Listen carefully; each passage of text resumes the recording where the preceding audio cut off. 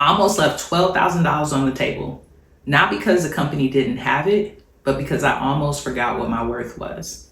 The good thing is that that didn't happen.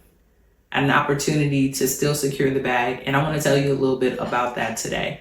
I'm Benton, the Speaking for Profit Strategist, and I help speakers just like you get in boardrooms and on stages around the world and make profitable speaking money from it. I've been doing this the last 5 years, but today I want to share a little bit of a personal story with you around some contracts that almost didn't go through because I almost forgot my worth. So I have over 12 years of experience in diversity, equity, and inclusion. I actually worked at one of the top medical schools in the US and have worked with organizations like UCLA and also other institutions in the fintech world and the corporate world, supporting them with diversity, equity, and inclusion, and also supporting them with retaining their top talent. So I got hit up by an organization to speak at their event, and we met, and the vibe was good. They had already checked me out, already done their homework. They knew who I was. They knew exactly what they wanted me to come speak on, which was unconscious bias. And the way that I set up my business arrangements is I usually have a phone call with the decision maker, and then I submit a proposal. Put my price on there, which was $12,000 for the speaking engagement, sent it over to the decision maker, and then I got an email back that asked me to do the engagement for $6,000. And it also asked me to lower some of my standards when it came to speaking.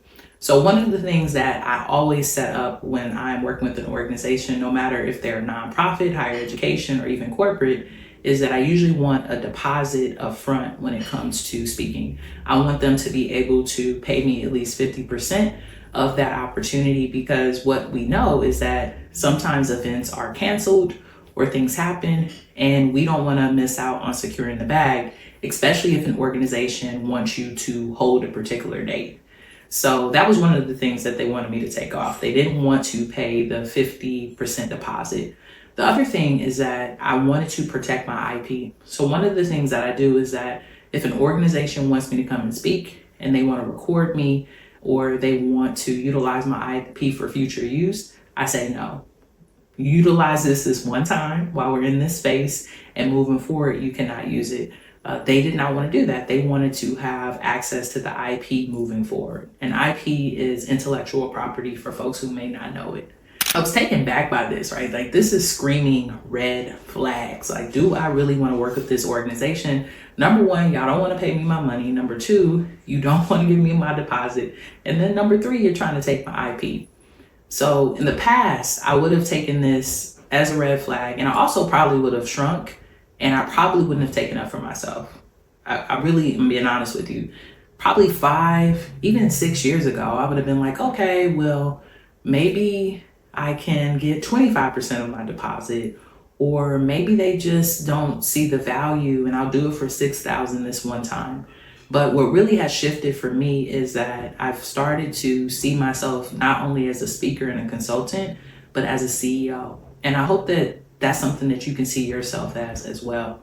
We're not doing business as Evolve to whoever that person is on the call. We're doing it as Evolve Consulting to that business. So this is a B2B business, and taking the emotionality out of it, we need to have a conversation. So I reached out to the event organizer. I said, hey, can we get on a call? I want to talk a little bit about the contract and the opportunity. And when we got on the call, I said, I really appreciate this opportunity. You all reached out, and I would be honored to speak at your event, but I am not able to speak at your event unless you meet my terms. And the person was like, no problem. Actually, this is something that our legal team came up with, but we can talk to them, and I'm sure that we can reach your terms. Not only did they reach my terms and end up compensating me, they actually paid me more than $12,000. They ended up paying me $15,000 in order to utilize the content after the event for a certain amount of time. And they paid me the deposit, and I also protected my IP. So the reason I'm sharing this story with you is that I see many speakers who don't think about those two clauses in particular. One, you always want to try to get paid up front because you never know if the event's going to get canceled. Some organizations can't pay you a deposit. because of the way that their financing is set up. And that often comes up with nonprofits or even education institutions. But you should still have a clause within your contract that says if the event is canceled, a percentage is still owed to you, or if the event is rescheduled, then some money is owed to you as well. Technically, you should have both. If the event's canceled or if it's rescheduled, there should be a fee. Because let's say you have an event that you're speaking at in Austin, Texas in April, and you have another event that you're speaking at right after it in Chicago. It's going to be hard for you to just say, hey, I can come in a week later if you have back-to-back events. So you always want to protect that. And then the other things, like you always want to protect your intellectual property. One of the main reasons that I started to have a clause around my intellectual property is I had a client who spoke at a virtual event, and the next year they reused their speech and did not pay them again. So it's very important that we also protect our IP. I teach all of this information in the Profitable Speaker Circle, which is my free community where we talk about how to build a profitable speaking business. And in that space, we also have like templates that teach you how to pitch.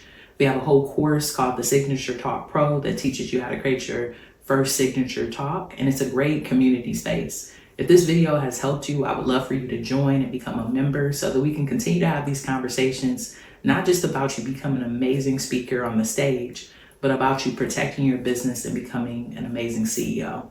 So I hope that this story was something that maybe you could relate to. If you've had an opportunity that almost slipped through your fingers, or an opportunity where you lowered your costs, go on and put it in the comments. I want to hear about it as well. You know, sometimes being out here as a speaker can be lonely, right? You're on the road, you're doing this virtual, you're doing this by yourself.